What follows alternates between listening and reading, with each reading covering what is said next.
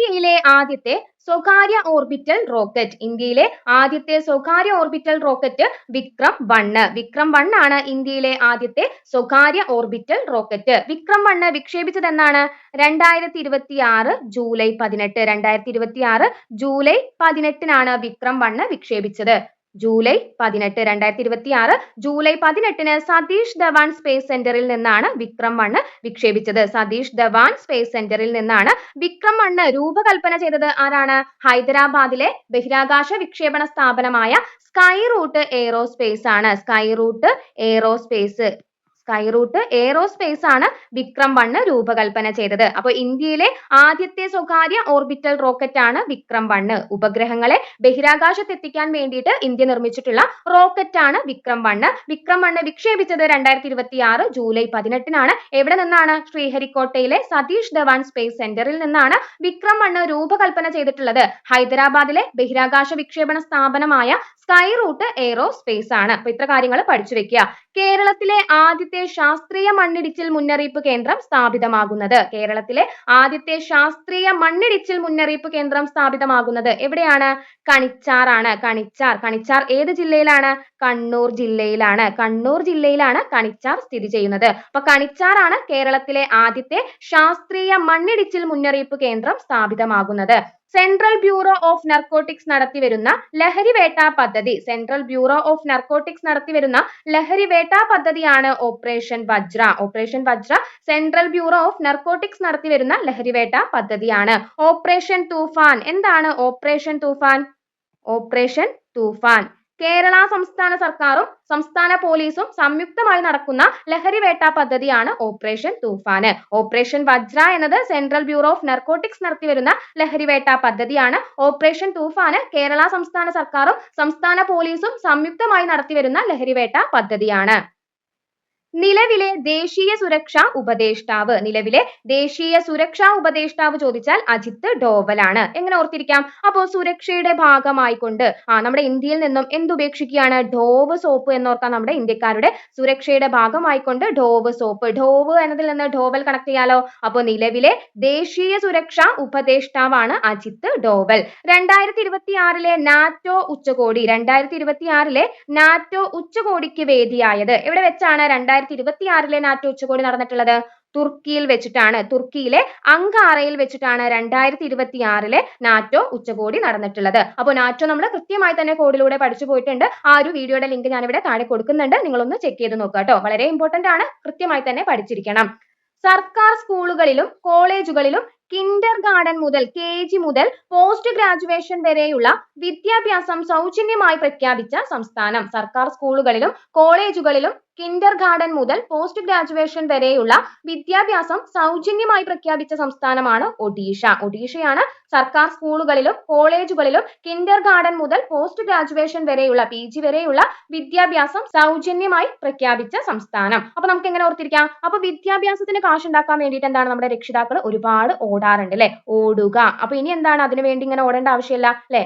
സൗജന്യമായിട്ട് എന്താണ് വിദ്യാഭ്യാസം ലഭിക്കുന്നുണ്ട്. അപ്പൊ ഓടുക എന്നതിൽ നിന്ന് ഒഡീഷ കണക്ട് ചെയ്യാലോ. അപ്പൊ സർക്കാർ സ്കൂളുകളിലും കോളേജുകളിലും കിൻഡർ ഗാർഡൻ മുതൽ പോസ്റ്റ് ഗ്രാജുവേഷൻ വരെയുള്ള വിദ്യാഭ്യാസം സൗജന്യമായി പ്രഖ്യാപിച്ച സംസ്ഥാനമാണ് ഒഡീഷ.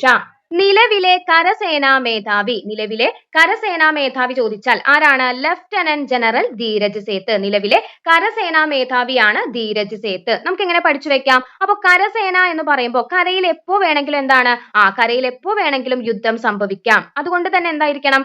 കരസേനാ മേധാവി ധീരനായിരിക്കണം അല്ലെ? ധീരൻ എന്നതിൽ നിന്ന് ധീരജ് സേത്ത് കണക്ട് ചെയ്യാലോ. അപ്പോൾ നിലവിലെ കരസേനാ മേധാവിയാണ് ലഫ്റ്റനന്റ് ജനറൽ ധീരജ് സേത്ത്. അപ്പോൾ വ്യോമസേനാ മേധാവിയും നാവികസേനാ മേധാവിയും നമ്മൾ മുൻപ് കോഡിലൂടെ പഠിച്ചിട്ടുണ്ട്. ആ ഒരു വീഡിയോയുടെ ലിങ്ക് ഞാൻ ഇവിടെ താഴെ ഡിസ്ക്രിപ്ഷൻ ബോക്സിൽ കൊടുക്കുന്നുണ്ട്. നിങ്ങളൊന്ന് ചെക്ക് ചെയ്ത് നോക്കുക കേട്ടോ.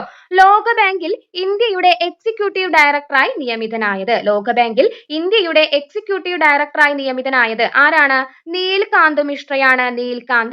ലോകബാങ്കിൽ ഇന്ത്യയുടെ എക്സിക്യൂട്ടീവ് ഡയറക്ടറായി നിയമിതനായത് നീൽകാന്ത് മിശ്ര. നമുക്ക് എങ്ങനെ ഓർത്തിരിക്കാം? അപ്പൊ ലോക ബാങ്ക് എന്ന് കേട്ടപ്പോൾ തന്നെ നമ്മുടെ മൈൻഡിൽ ഒരുപാട് കാശാവും അല്ലെ വന്നിട്ടുണ്ടാവുക. നമ്മുടെ മൈൻഡിൽ ഒരുപാട് കാശ് വന്നിട്ടുണ്ടാവുമല്ലോ. അപ്പൊ ഒരുപാട് കാശ് കണ്ടു കഴിഞ്ഞാൽ എന്താണ്, നമ്മൾ കാന്തം പോലെ നിൽക്കുമെന്നോർക്കാം അല്ലെ. കാന്തം പോലെ അവിടെ ഇങ്ങനെ ഒട്ടി നിൽക്കുമെന്നോർത്താല് കാന്തം എന്നതിൽ നിന്ന് നീൽക്കാന്ത് കണക്ട് ചെയ്യാലോ. നീൽക്കാന്ത് മിശ്രയാണ് നിലവിലെ ലോകബാങ്കിലെ ഇന്ത്യയുടെ എക്സിക്യൂട്ടീവ് ഡയറക്ടറായി നിയമിതനായത്.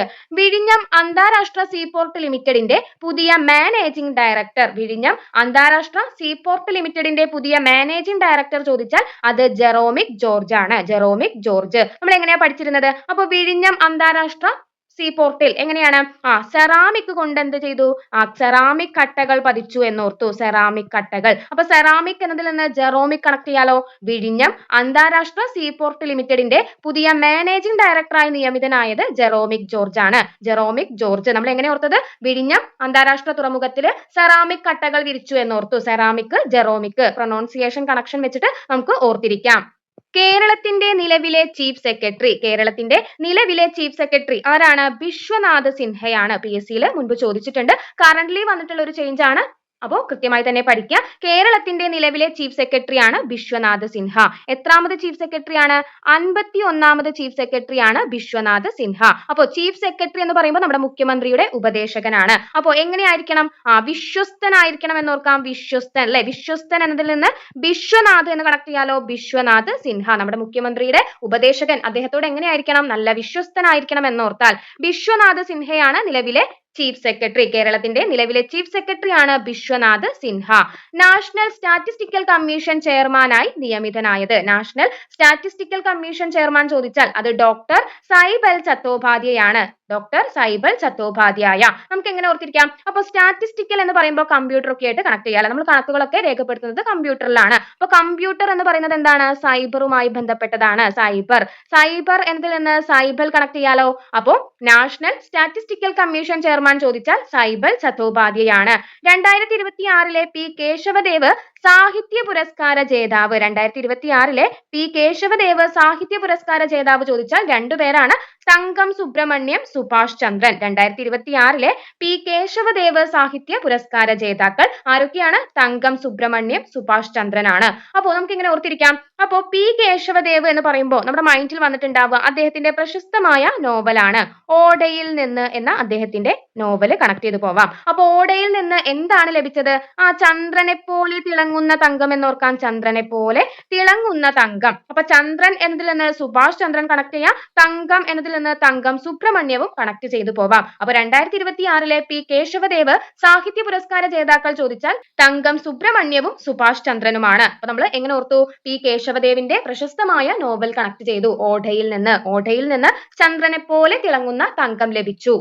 സ്ത്രീകൾക്കും ട്രാൻസ്ജെൻഡർ വ്യക്തികൾക്കും KSRTC ഓർഡിനറി ബസ്സുകളിൽ സൗജന്യ യാത്ര ഒരുക്കുന്ന കേരള സർക്കാർ പദ്ധതി. സ്ത്രീകൾക്കും ട്രാൻസ്ജെൻഡർ വ്യക്തികൾക്കും KSRTC ഓർഡിനറി ബസ്സുകളിൽ സൗജന്യ യാത്ര ഒരുക്കുന്ന കേരള സർക്കാർ പദ്ധതിയാണ് പ്രിയദർശിനി. നമുക്ക് എല്ലാവർക്കും പരിചിതമാണ് അല്ലെ പ്രിയദർശിനി. പ്രത്യേകിച്ച് കോഡിന്റെ ആവശ്യമൊന്നുമില്ലല്ലോ. സ്ത്രീകൾക്കും ട്രാൻസ്ജെൻഡർ വ്യക്തികൾക്കും KSRTC ഓർഡിനറി ബസ്സുകളിൽ സൗജന്യ യാത്ര ഒരുക്കുന്ന കേരള സർക്കാർ പദ്ധതിയാണ് പ്രിയദർശിനി. ഓസ്ട്രേലിയയിലെ സിഡ്നി ആസ്ഥാനമായി പ്രവർത്തിക്കുന്ന institute four economics and piece തയ്യാറാക്കിയ 2026 ആഗോള സമാധാന സൂചികയിൽ ഇന്ത്യയുടെ സ്ഥാനം. ആഗോള സമാധാന സൂചിക 2026 ആഗോള സമാധാന സൂചികയിൽ ഇന്ത്യയുടെ സ്ഥാനം ചോദിച്ചാൽ എത്രയാണ്? 127 ആണ്. നമ്മൾ എങ്ങനെയാ പഠിച്ചിരുന്നത്? 12 മാസം അല്ലെ. 12 മാസവും അതുപോലെ തന്നെ 7 ദിവസവും നമ്മൾ എപ്പോഴും എന്താണ്? സമാധാനം ആഗ്രഹിക്കും. അപ്പൊ എങ്ങനെയാണ്? 12 മാസവും 7 ദിവസവും. അപ്പൊ കണക്ട് ചെയ്യാലോ. 127. 2026 ആഗോള സമാധാന സൂചികയിൽ ഇന്ത്യയുടെ സ്ഥാനം ചോദിച്ചാൽ 127 ആണ്. 2026 മാധവമുദ്ര പുരസ്കാര ജേതാവ്. 2026 മാധവമുദ്ര പുരസ്കാര ജേതാവ് ചോദിച്ചാൽ KS രവികുമാർ ആണ്. നമുക്ക് എങ്ങനെ പഠിച്ചിരിക്കാം? അപ്പോൾ മാധവമുദ്ര എന്ന് പറയുമ്പോൾ നമുക്ക് ഇവിടെ തമിഴ് ആക്ടർ ആയിട്ടുള്ള മാധവനെ കണക്ട് ചെയ്യാം.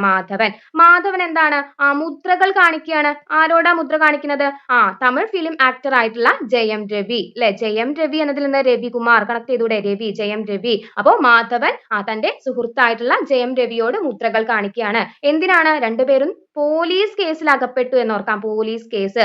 കേസ് എന്നതിൽ നിന്ന് KS കണക്ട് ചെയ്യാലോ. അപ്പൊ 2026 മാധവമുദ്ര പുരസ്കാര ജേതാവ് ചോദിച്ചാൽ അത് KS രവികുമാർ ആണ്. അപ്പോൾ ഇന്ന് നമ്മൾ പഠിച്ചിട്ടുള്ളത് പ്രധാനപ്പെട്ട 15 ആനുകാലിക ചോദ്യങ്ങളാണ്. ചെറിയ ടിപ്സ് ഒക്കെ വെച്ച് കൃത്യമായി തന്നെ പഠിച്ചിട്ടുണ്ട്. അപ്പോൾ നമ്മുടെ വീഡിയോ നിങ്ങൾക്ക് ഇഷ്ടപ്പെടുന്നുണ്ട്, യൂസ്ഫുൾ ആയി മാറുന്നുണ്ടെങ്കിൽ തീർച്ചയായും വീഡിയോ ലൈക്ക് ചെയ്യുക, നിങ്ങളുടെ അഭിപ്രായങ്ങൾ കമന്റ്സിലൂടെ നമ്മളെ അറിയിക്കുക. അപ്പോൾ VFA ക്ക് പഠിക്കുന്ന നിങ്ങളുടെ സുഹൃത്തിലേക്ക് നമ്മുടെ ചാനൽ ഒന്ന് സജസ്റ്റ് ചെയ്യുക കേട്ടോ. അപ്പോൾ നമ്മുടെ ചാനൽ ഇതുവരെ സബ്സ്ക്രൈബ് ചെയ്തിട്ടില്ലെങ്കിൽ പ്ലീസ് നമ്മുടെ ചാനൽ ഒന്ന് സബ്സ്ക്രൈബ് ചെയ്ത് സപ്പോർട്ട് ചെയ്യുക. താങ്ക്